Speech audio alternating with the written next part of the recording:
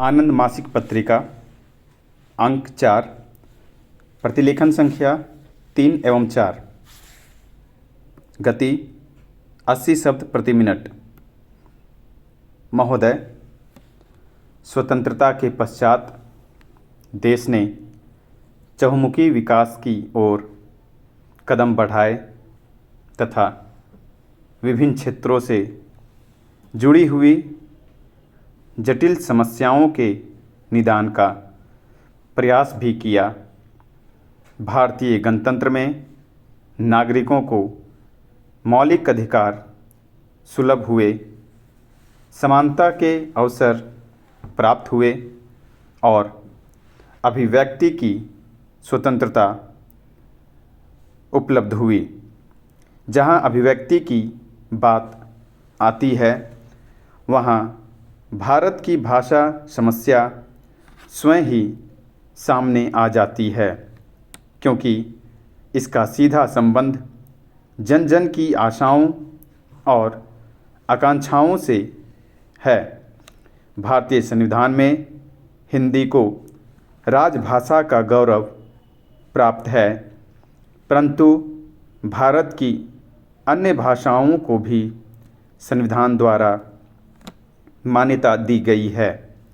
इसके पीछे संविधान निर्माताओं के मन में भारतीय भाषाओं के प्रति सम्मान की भावना के साथ साथ ऐसी भावना भी विद्यमान रही जिससे उन्होंने पारस्परिक आदान प्रदान, संपर्क और अभिव्यक्ति के माध्यम से रूप में इन भाषाओं के महत्व को समझा। सभी भारतीय भाषाएं जनगण मन से जुड़ी हुई हैं और इनका संबंध मूलतः हमारी संस्कृति से है। सांस्कृतिक विरासत के रूप में ये भाषाएं अनेक धर्मों, संप्रदायों, विश्वासों और भाषाओं वाले इस देश को एकता के सूत्र में पिरोए हुए हैं। अतः जहाँ हिंदी को जन जन की अभिव्यक्ति के रूप में, संपर्क भाषा के रूप में समुचित गौरव प्रदान किया जाना है, वहीं सभी भारतीय भाषाओं का सम्मान करते हुए उनके विकास और पोषण की दिशा में भी आगे बढ़ना है। इसी उद्देश्य से संविधान निर्माताओं ने संविधान के अनुच्छेद 343 में यह व्यवस्था की है कि देवनागरी लिपि में लिखित हिंदी भारत की राज्य भाषा होगी। इसके अतिरिक्त यह निर्देश भी है कि जहाँ शब्दावली की कठिनाई सामने आएगी, वहाँ मूल रूप से संस्कृत से तथा उसके बाद भारत की अन्य भाषाओं से शब्द लिए जाएं। इस प्रकार हिंदी को एक ऐसी सरिता का स्वरूप देने का प्रयास किया गया जिसमें विभिन्न क्षेत्रों से शब्दावली, शैली, मुहावरे आदि उसकी अभिव्यक्ति सामर्थ्य का पोषण करेंगे और भाषा की यह निर्मल धारा निरंतर प्रवाह के नए आयाम प्राप्त कर सकेंगी।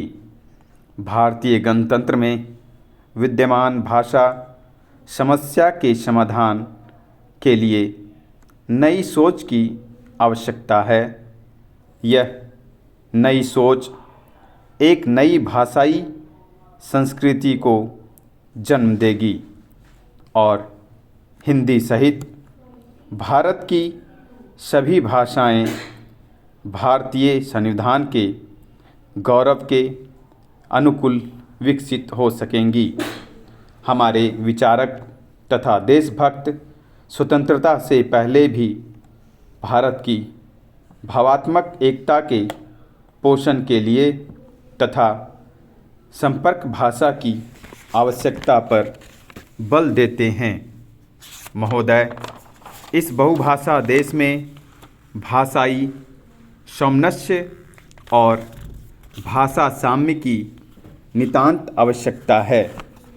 यह ठीक है कि प्रारंभ में संविधान में 15 प्रमुख भाषाओं को स्थान दिया गया है, किंतु यहाँ अनेक उपभाषाएं, बोलियां और उसकी उपबोलियां भी विद्यमान है, जिनके साथ जनमानस की भावनाएं जुड़ी हुई हैं। अब 3 भाषाएं और 8वीं अनुसूची में जुड़ गई हैं। अनेक लोगों के लिए ये उन भाषाएं एवं बोलियां उनकी मातृभाषाएं ही हैं। ऐसी परिस्थिति में भारतीय भाषाओं का पारस्परिक आदान प्रदान भारतीय गणतंत्र को भाषा के स्तर पर एक मजबूत आधार देने के लिए आवश्यक है। इसके लिए जनमन को आगे आना आवश्यक है। हमें भाषा की दीवारें तोड़नी है, प्रांतीयता की संकीर्ण भावनाओं का त्याग करना है, सभी भारतीय भाषाओं में समन्वय, तालमेल और सौहार्द स्थापित करना है। यह ठीक है कि हम अपनी मातृभाषा के प्रति निष्ठावान रहें, परंतु एक कल्याणकारी राज्य के रूप में भारतीय गणतंत्र की सभी भाषाओं का आदर करना और उनमें परस्पर स्नेह और सद्भाव की भावना जगाना प्रत्येक जागरूक नागरिक का कर्तव्य है। यदि हमें विरोध करना है तो अंग्रेजी की झूठी प्रतिष्ठा का विरोध करें। स्वतंत्रता के दुष्परिणाम के स्वरूप अंग्रेजी जो हमारे मन और मस्तिष्क पर छा गई है, उसका बहिष्कार करें और सभी भारतीय भाषाओं के लिए मन में संकल्प करें। स्वतंत्रता के पश्चात गणतंत्र की गरिमा के अनुकूल राजकाज की भाषा के रूप में हिंदी को बढ़ावा देने के लिए सरकारी और गैर सरकारी स्तरों पर अनेक प्रयास किए गए। वैज्ञानिक तथा तकनीकी शब्दावली आयोग और केंद्रीय हिंदी निदेशालय ने तथा विधि मंत्रालय के राजभाषा आयोग ने अपने अपने क्षेत्र की शब्दावली निश्चित कार्य करने की किया। द्विभाषी शब्दकोश और तकनीकी शब्दावली के संकलन बने। केंद्रीय अनुवाद ब्यूरो ने तथा विभिन्न मंत्रालयों में स्थापित हिंदी अनुभागों ने हिंदी के प्रचार और प्रसार तथा शब्दावली के निर्माण का कार्य किया। सरकारी कार्यालयों में प्रयोग आने वाली साहित्य के हिंदी अनुवाद का काम भी तेजी के साथ किया गया, परंतु शब्दकोश बन जाना, संकलन तैयार किया जाना या अंग्रेजी की सामग्री का हिंदी में रूपांतर हो जाना ही माध्यम परिवर्तन के लिए पर्याप्त सिद्ध नहीं हुआ।